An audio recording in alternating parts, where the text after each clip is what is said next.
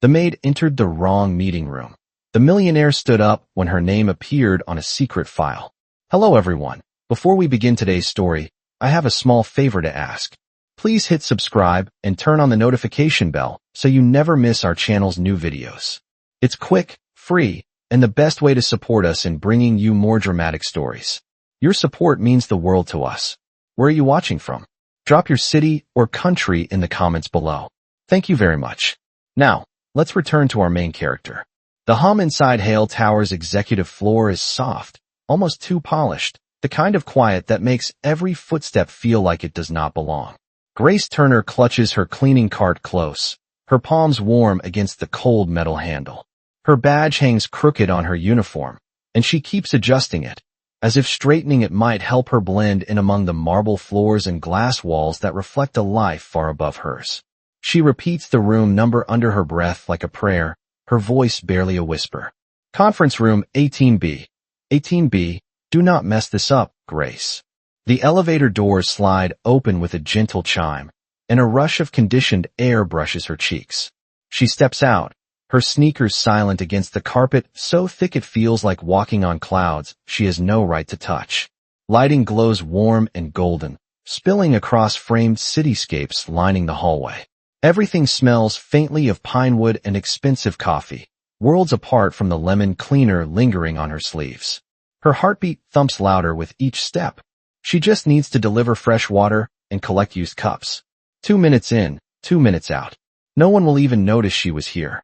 But then she sees it, the glass door slightly ajar, polished silver hinges catching the light. A digital panel above reads 18B, just like the slip of paper in her hand. She exhales in relief. Maybe today won't be so hard. She nudges the door open with her shoulder. The room is not empty. Instead, a dozen sharply dressed board members sit around a long walnut table. Their laptops glow. A projection screen beams bright white across the room. And at the head of the table sits Ethan Hale. His posture immaculate. His expression unreadable. His suit worth more than Grace's monthly rent. Every head turns toward her. Her breath catches. Her fingers freeze around the handle of the cart. She should back out. Apologize. Run. But her feet refuse to move. A man near the screen clicks a remote, and the projection changes with a soft beep. A file opens. A photograph loads. Then a name appears in bold letters across the glowing screen, Grace Turner. A ripple of murmurs spreads across the table. Ethan Hale rises slowly from his chair, the motion controlled, deliberate, his gaze fixed entirely on her. And in that suspended second, Grace feels the world tilt, the air thinning, the room shrinking, her own name echoing back at her from the screen as if it no longer belongs to her, but to some secret she was never meant to touch. Grace's name glows on the screen, and for a breathless moment, she feels as if someone has reached into her chest and pulled time to a stop. She manages a strangled apology, barely louder than a whisper, but no sound seems to reach the table. Ethan Hale's eyes stay anchored on her, steady and unreadable, and she cannot tell whether she has ruined her job or stepped into something far stranger. A board member clears his throat, breaking the silence. Grace jolts back to herself. Her fingers tighten on the cart, and she forces her feet to move. She backs out of the room so quickly the wheels bump against the doorframe. The moment the door closes, the hallway's hush collapses around her like a thick blanket. She pushes the cart forward, heartbeat pounding against her ribs. Her thoughts trip over each other. Why was her name in that file? Why did the CEO stand up? Did she do something wrong? She makes it to the service corridor, where the air shifts from pine wood and coffee to bleach and detergent. A familiar scent. A safe one. She leans against the wall, pressing a hand to her chest as if she can steady the rhythm inside. Her phone buzzes. It is her manager, Mr. Bell. He rarely texts, and when he does, it usually means trouble. Come to my office. Now. The words drain the warmth from her cheeks. By the time she reaches his door, she is rehearsing explanations that do not even make sense to herself. She steps inside.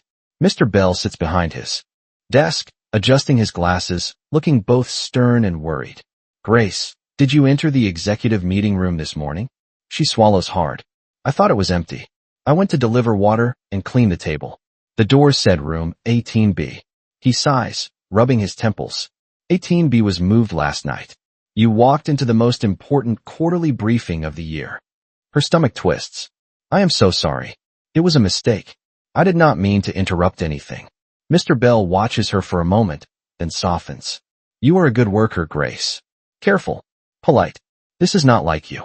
So before I say anything else, did someone specifically send you there? She shakes her head. No. I just followed the list. Before he replies, there is a knock on the door. It opens before either of them can answer. Ethan Hale stands there. His presence fills the tiny office instantly, his height making the ceiling feel lower, his calm making the air shift. Mr. Bell jumps to his feet. Mr. Hale, sir, I did not know you were coming down here. Ethan lifts a hand. I need to speak with Grace. Alone. Grace's breath stutters. Mr. Bell hesitates, then nods and slips out, closing the door behind him. The room feels impossibly small now. Ethan steps closer, not imposing, but focused, as if she is the only person in the building. Grace, he says, voice even, I need to ask you something. The file that appeared on the screen, have you ever seen it before? She shakes her head instantly. No, sir. I did not even know my name was in your system. Ethan studies her, searching her face for something she cannot name. There is no judgment in his eyes, only a quiet intensity. Then we have a bigger problem than a wrong room, he murmurs. Her confusion deepens, but beneath it, a small current of fear begins to rise. She straightens her badge out of habit, trying to appear composed, but her voice trembles when she finally asks, why was my name in that file, Mr. Hale? Ethan holds her gaze, and his answer is slow, deliberate, almost careful. That is what I intend to find out. Grace feels the weight of Ethan's words settle into the quiet office, a quiet that feels too fragile to disturb. He stands only a few feet away. His expression steady, his posture calm, but something in his voice hints that whatever is happening goes far beyond a simple mistake. She nods slowly, unsure what else to do, her fingers brushing the edge of her badge as if that small gesture might anchor her. Ethan glances toward the door, then back at her. Walk with me, he says, not as an order, but as if the hallway itself holds answers they cannot speak in this room. Grace follows him out, the sounds of the service floor fading behind them. They step into the main corridor where the lighting is warm, the windows stretching from floor to ceiling, revealing a slice of the city far below. Grace keeps a respectful distance, pushing her hands into the pockets of her uniform to hide their nervous trembling. Ethan's stride is measured, yet she senses his mind racing far faster than his steps. Finally, he stops near a window overlooking the skyline. The sunlight catches the edge of his suit, creating a thin golden outline that makes him feel both distant and strangely human. Grace, he begins carefully. The file that appeared today was not scheduled. It was not part of any agenda. It should not have existed. She blinks. But my name was on it. Yes, he says quietly. And that is exactly why I am concerned.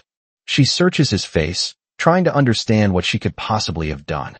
Sir, I have never applied for anything at the corporate level. I do not know anyone in your office. I only clean the service floors. My name should not even be near your files.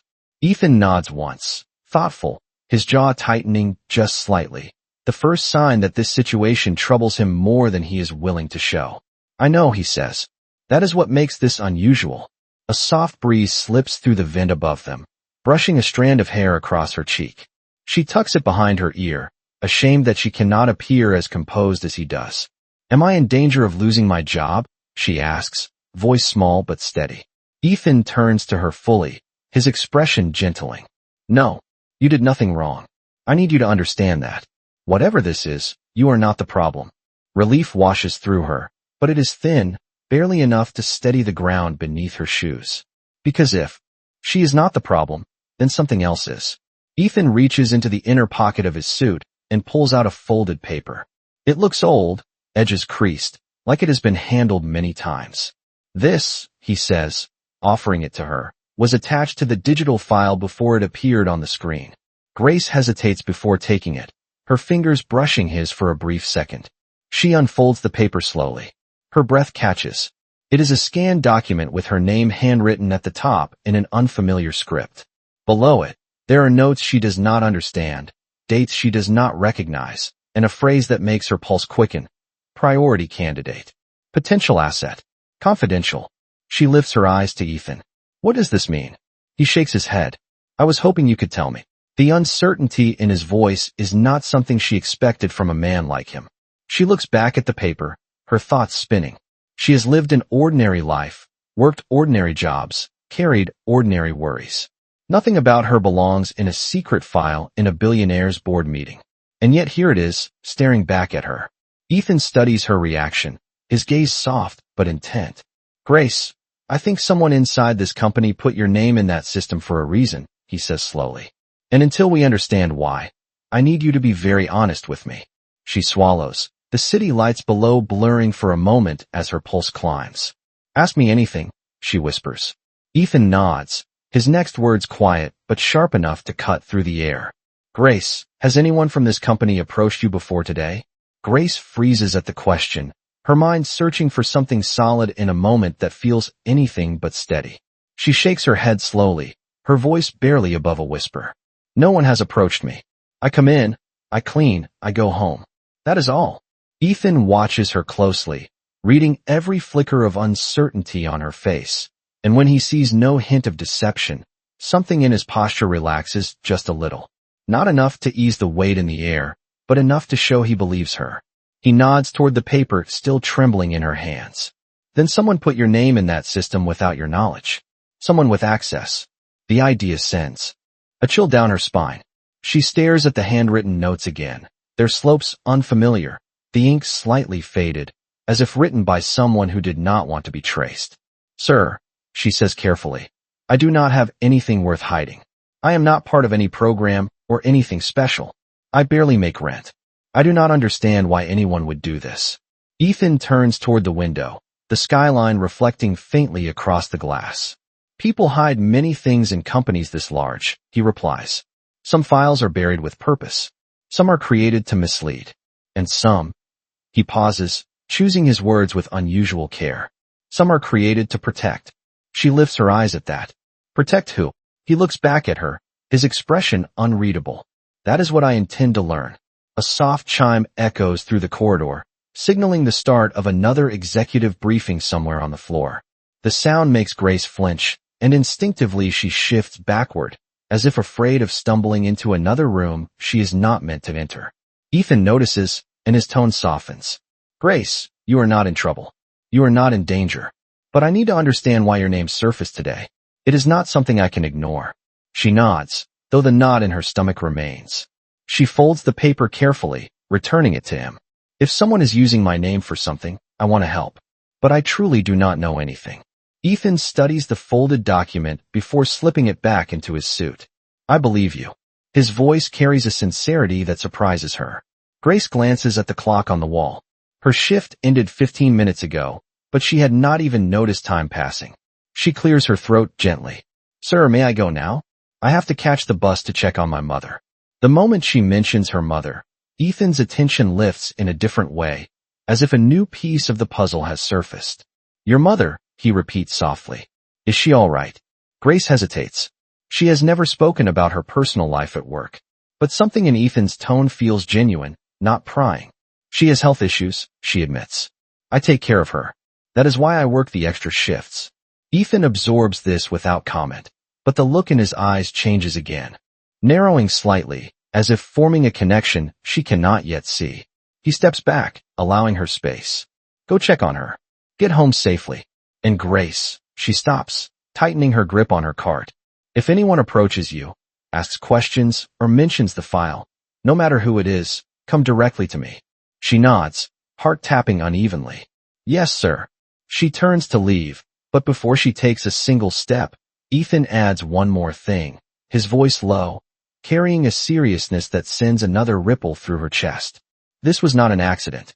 Someone wanted your name seen today. Grace swallows hard, her hand hovering over the card handle.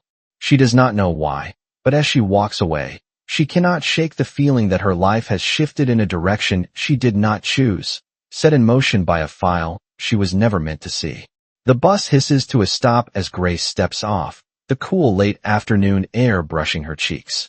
The sky hangs low and pale, the kind of soft gray that makes the world feel quieter than usual.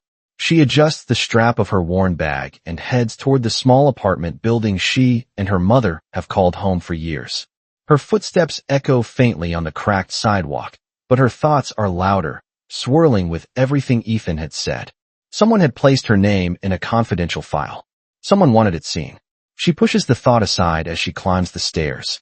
Right now, she needs to focus on her mother. The door creaks open softly as she enters. The familiar scent of chamomile tea and lavender detergent fills the small space.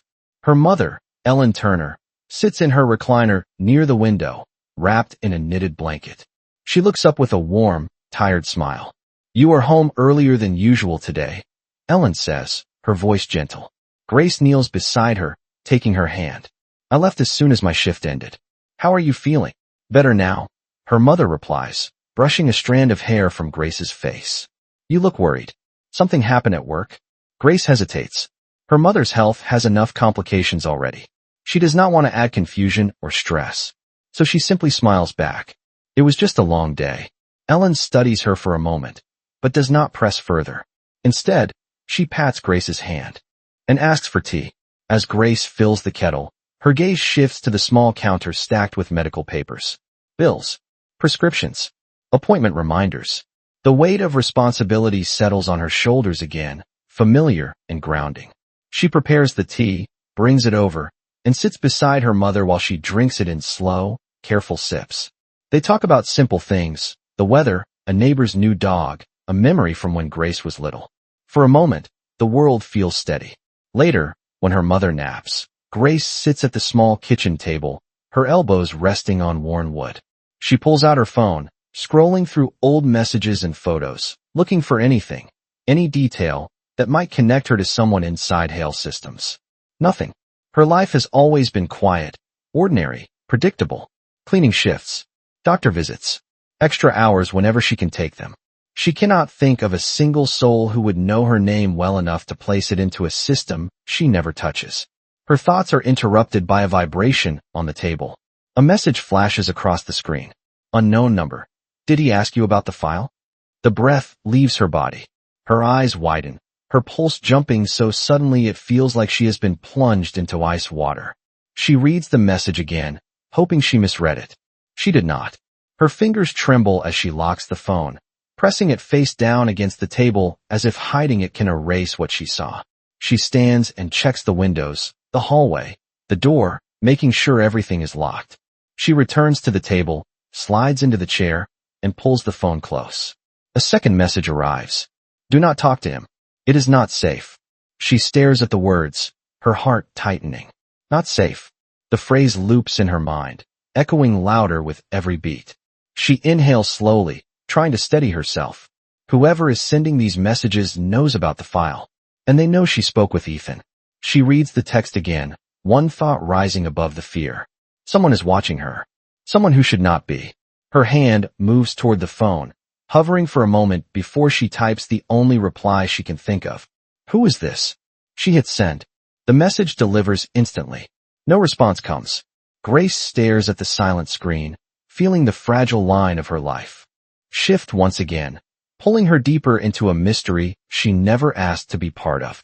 Grace keeps her eyes on the silent phone, waiting for the screen to light up again, but it stays dark, as if whoever reached out to her has already slipped back into the shadows.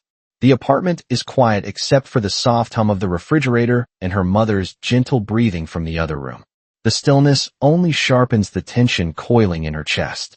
She presses her palms flat on the table, grounding herself. She needs to think.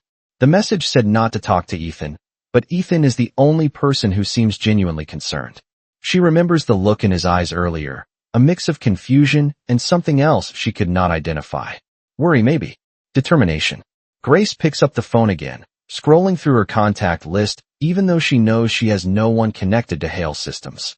Her life has always been small, defined by routine and responsibility, not secret files and mysterious warnings.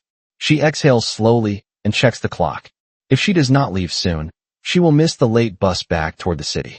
She promised herself she would pick up the extra cleaning shift tonight to cover next week's prescription. She tucks her phone into her pocket, leaves a note for her mother, and steps outside. The evening air is cool, brushing her skin as she makes her way to the bus stop. Streetlights flicker gently across the sidewalk. A few cars roll past, their headlights washing over her. Her steps quicken as she spots the bus approaching. Once inside, she chooses a seat near the window and watches the city drift by in streaks of gold and blue. She tries to rehearse what she will say if Ethan approaches her tomorrow. How do you tell a man you barely know that someone is sending you secret warnings about him? The thought makes her pulse pick up speed. When the bus reaches Hale Tower, she heads to the service entrance. The building looks different at night. Calmer. The glass exterior reflects the moon, casting soft patterns on the sidewalk.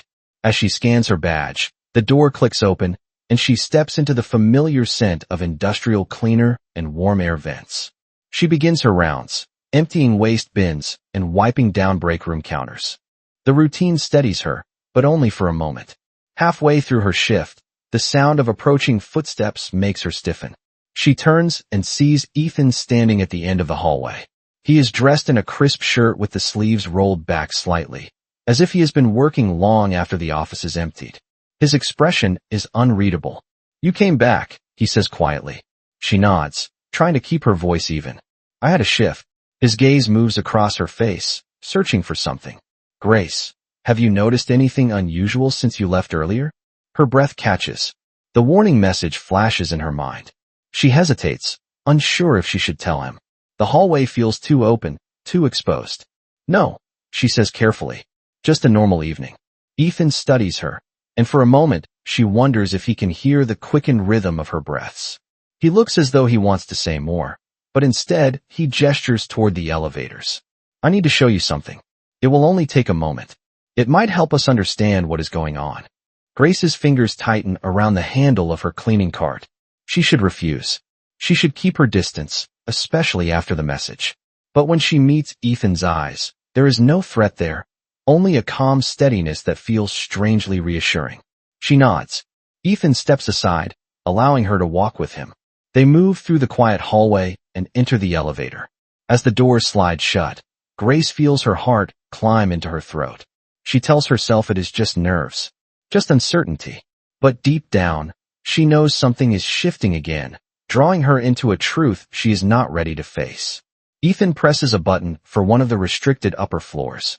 The elevator begins its smooth ascent. In the silence, he speaks softly. "Grace, before we get there, I need to ask you one more question. When you looked at that handwritten note, did anything about it feel familiar to you at all?" Grace inhales sharply, the memory of the script flashing behind her eyes. She answers before she can stop herself. "It reminded me of something, but I do not know what yet." Ethan's gaze lifts toward the narrowing elevator doors, and the tension in his jaw deepens. "Then I think you are about to understand more than you expect." The elevator glides to a stop with a soft chime, and the doors slide open to a dimly lit floor Grace has never seen before. The carpet is thicker, the lights warmer, the air quieter in a way that makes her feel as if she has stepped into a part of the building only a handful of people ever access. Ethan gestures for her to follow. His steps are slow, deliberate, the kind of pace he uses when he is thinking deeply. Grace remains close behind, her hands brushing the fabric of her uniform as she tries to calm the tremor beneath her ribs. They stop in front of a glass-walled room glowing with the pale blue light of multiple screens. Ethan places his palm on a panel, and the lock clicks. As the door opens, Grace inhales softly. The room is filled with digital archives, holographic displays, and secure consoles humming quietly. This is not a place for a maid. Ethan leads her to a single screen already active at the center of the room. A profile is open. A name. Her name. Grace Turner. Her photo is the same one she took for her employee badge. But below it are entries she has never seen, written in clean digital type. Employee classification, special review.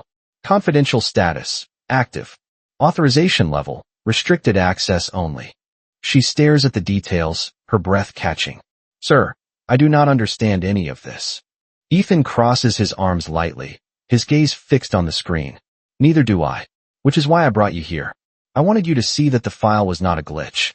Someone created a profile inside our highest security archive, and they did it months ago." Grace's pulse jumps.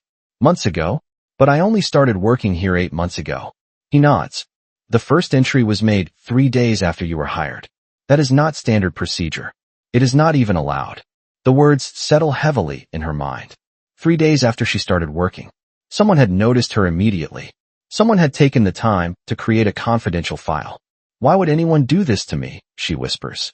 Ethan turns to her, his expression softer now, less CEO and more human. Grace, I do not think this was done to harm you. Look at the earliest note. He taps the screen gently. A line. Enlarges. Potential asset. Observation recommended. Grace steps back, shaking her head. Asset. Observation. I clean floors and empty trash bins. I am not an asset to anyone. Ethan's voice lowers, steady and calm. Grace, people who write these kinds of notes do not see job titles. They see patterns, behaviors, connections. Someone saw something in you. She looks up quickly. But I have done nothing special. He studies her, his gaze lingering as if he is trying to piece together something she herself cannot see. Sometimes the most important things are the things people do not notice about themselves. Before she can respond, the screen flickers. A new line appears at the bottom, time-stamped just minutes ago. External contact detected. Monitoring recommended. Grace feels her knees weaken. What does that mean? Ethan's eyes narrow slightly. It means someone has been tracking communication with your number. Something triggered an alert. Her heart pounds as she realizes what it refers to. The unknown messages. The warning. Ethan watches her closely. Grace, he says gently. Did anyone contact you after you left? She freezes. Her throat tightens, words trapped behind fear and confusion. The room feels smaller now, the walls closing in around the glow of the screen. She knows she should tell him. She knows hiding it will only make things worse. But the messages warned her. Do not talk to him. It is not safe.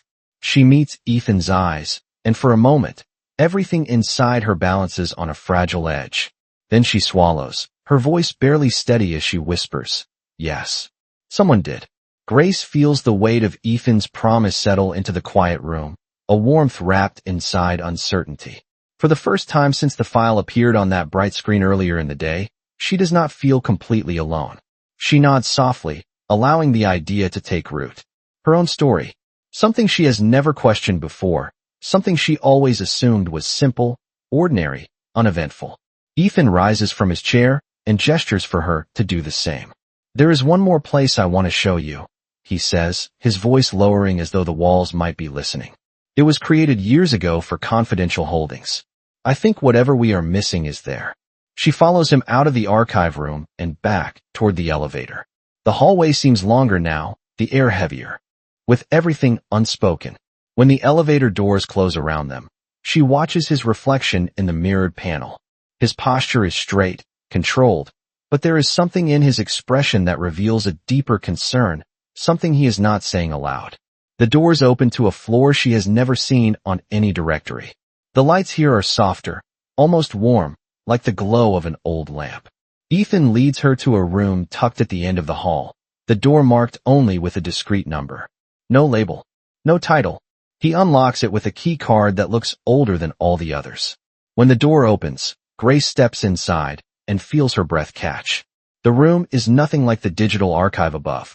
It is small, quiet, almost personal.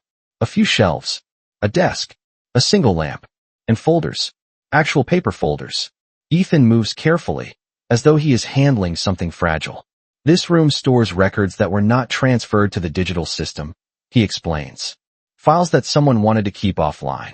Grace glances around, unsure what she is supposed to find, until Ethan stops at a shelf and pulls out a thin beige folder with no name on the front. But when he opens it, her heart stutters. Inside is a photo of her mother. Younger, healthier, smiling in a way Grace has not seen in years. Beneath it is another photo, one of Grace as a baby.